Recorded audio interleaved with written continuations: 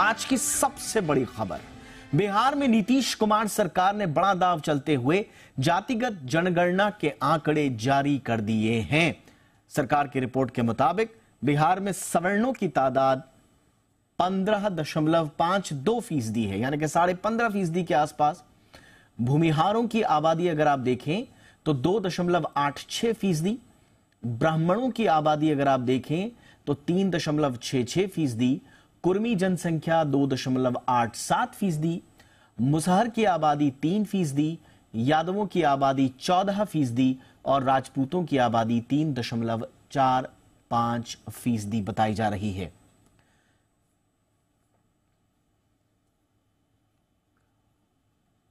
तो बिहार में किस जाति की कितनी संख्या है अब आप पता कर सकते हैं, क्योंकि नीतीश कुमार सरकार ने जातिगत जनगणना के आंकड़े जारी कर दिए हैं। कितने ब्राह्मण, कितने ओबीसी, ये तमाम बातें आज की रिपोर्ट में जारी कर दी गई हैं। ये दिन तय था पहले से 2 अक्टूबर का, और इसे आज जारी कर भी दिया गया। आज बिहार के मुख्य सचिव के प्रभार में जो विकास आयुक्त विवेक सिंह है, उन्होंने बाकायदा प्रेस कॉन्फ्रेंस की और आंकड़े जारी किए। जाति आधारित गणना से संबंधित बाकायदा एक बुक को भी जारी किया गया है। इसमें पूरी रिपोर्ट है।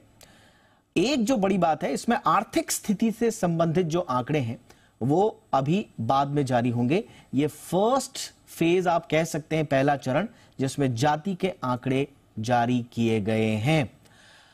मेरे साथ मेरे संवाददाता दिल्ली से राहुल मिश्रा इस वक्त हमारे साथ जुड़ चुके हैं और फोन लाइन पर मौजूद है हमारे साथ वरिष्ठ पत्रकार रामदत्त त्रिपाठी भी।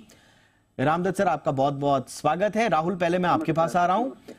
ये क्या क्या इसमें हाईलाइटेड मुद्दे हैं और इसमें पॉलिटिकल पार्टीज के रिएक्शंस किस तरह के आ रहे हैं?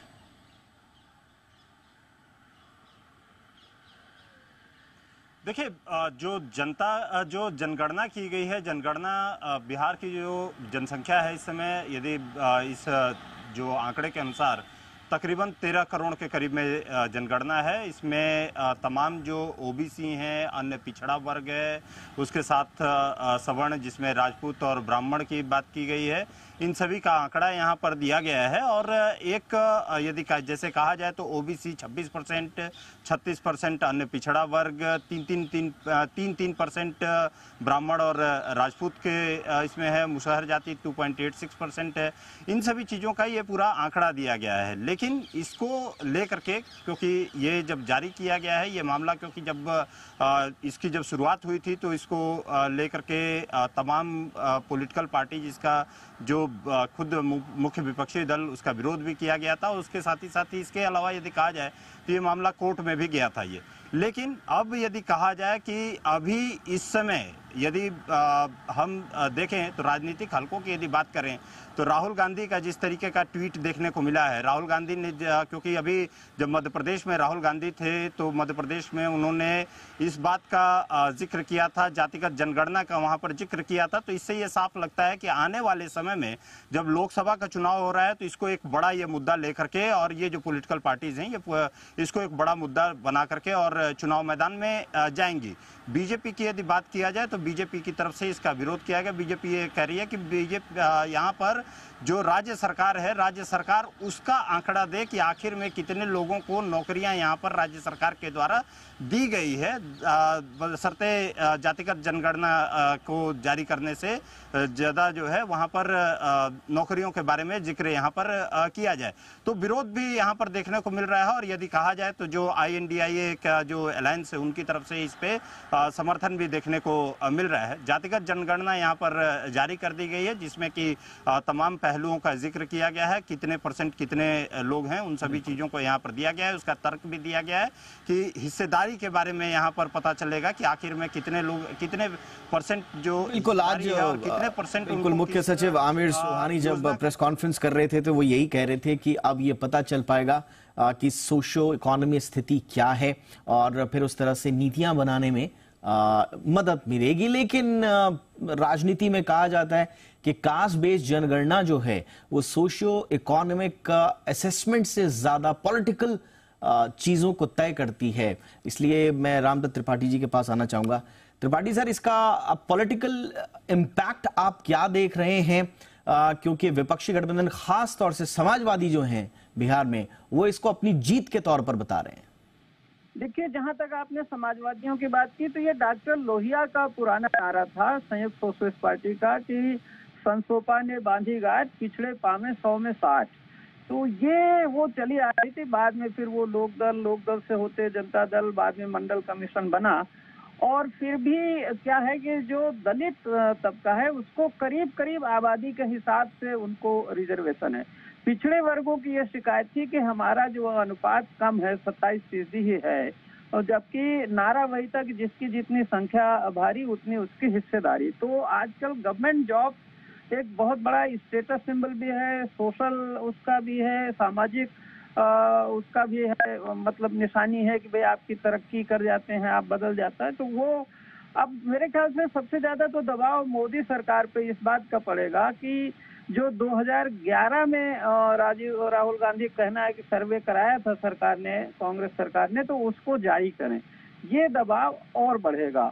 और दूसरी बात यह है कि देखिए, भारतीय जनता पार्टी और संघ परिवार की जो राजनीति थी कि वो पूरे हिंदू समाज को एक तो करना चाहते थे, लेकिन रिजर्वेशन पे बहुत ज्यादा उनका ये नहीं है कि पिछड़ों का आरक्षण बढ़े। त्रिपाठी सर, ऐसा कहा जा रहा है कि बड़ा कैलकुलेटेड इसमें स्टेप उठाए हैं बीजेपी ने। स्ट्रैटेजी ये थी कि हम राज्य में विरोध नहीं करेंगे जातिगत जनगणना का, और एग्जैक्टली बिहार में यही हुआ। बिहार में जातिगत जनगणना को सपोर्ट किया स्थानीय नेताओं ने, लेकिन केंद्र में वो स्ट्रैटेजी अलग थी। तो कहा यह जा रहा है कि काफी अच्छा बैलेंस बनाकर चली है बीजेपी इसमें।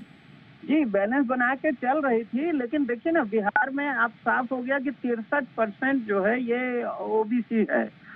तो वहां तो विरोध कर भी नहीं सकते थे। अभी एक चीज ये भी नहीं क्लियर है कि जो मंडल कमीशन था उसमें मुस्लिम कम्युनिटीज की भी कुछ जातियां आती हैं पिछड़ों में।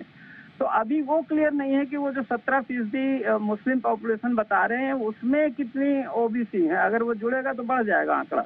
तो बहरहाल बीजेपी तो मंदिर के नाम पे, हिंदुत्व के नाम पे सबका वोट इकट्ठे चाहती थी, लेकिन वो अनुपात के हिसाब से हिस्सेदारी में वहां भी विरोध था, क्योंकि जो लीडरशिप है वो अपर कास्ट की है।